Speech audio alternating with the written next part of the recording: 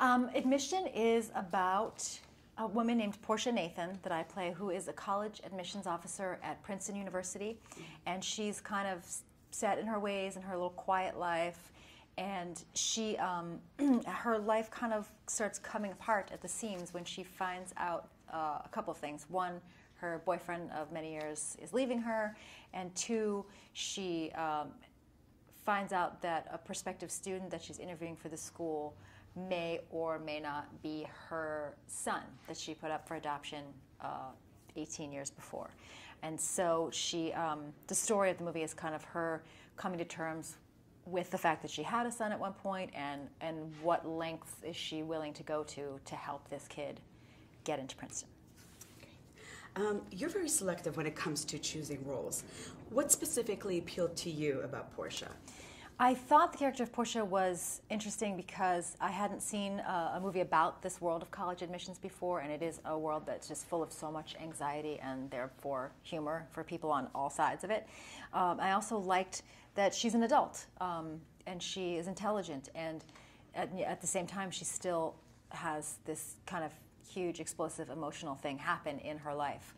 I also thought it was an interesting story that you see a lot of characters who are chasing motherhood and in pursuit of motherhood, and this was a character who decidedly did not want to be a mother, but because of some given circumstances has to cope with the idea that maybe she is.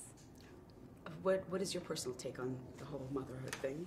I'm in favor of it. No, I'm a mother of two, and it's certainly probably the hardest. Parenthood, motherhood, or fatherhood is probably the hardest job you could ever do, but it is rewarding in a unique way as well.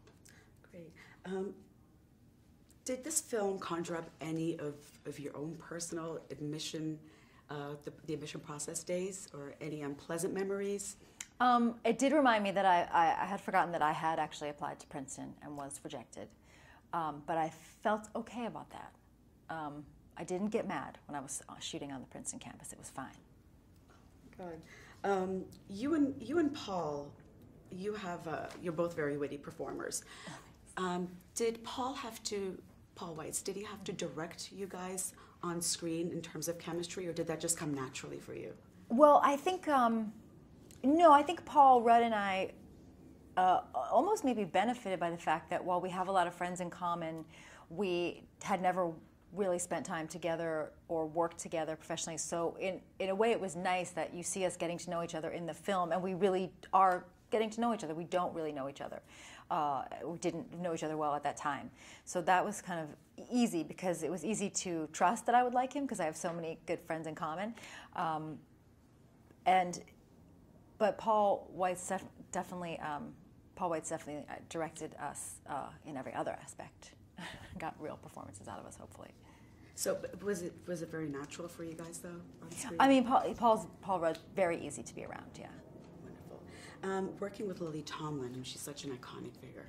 Tell me what that was like.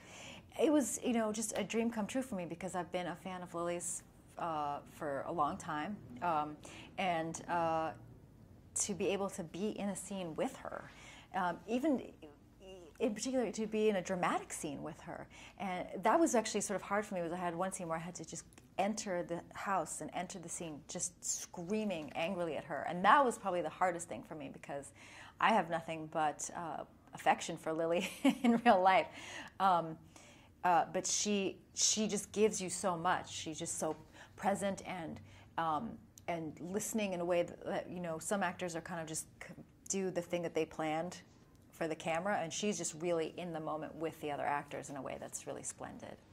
And what was your favorite part with her in the film? My favorite moment of hers, that's kind of her, it's the end of a scene with the two of us, but it's a moment that really made me laugh that she came up with was I have this moment where I come into her early in the morning and she's asleep on a couch, and she's just had a sort of one-night stand with this older male professor, and I'm trying to tell her something really, really important, and she's not in the mood to hear it, and says like, "Oh, honey, just come back, go take a nap, we'll talk about it later." And then she just kind of reaches under herself and pulls a wrench out from the cushions on the couch that she's been sleeping on, which I thought was a really, really funny touch, given her character in the movie. What would you want audiences to take away from this film? Hopefully they'll find the story moving, because I think the story is moving in terms of that you really feel for Portia and for this kid Jeremiah, and you sort of want the best for them, and hopefully, you know, how the movie ends is not entirely what you expected, but still satisfying.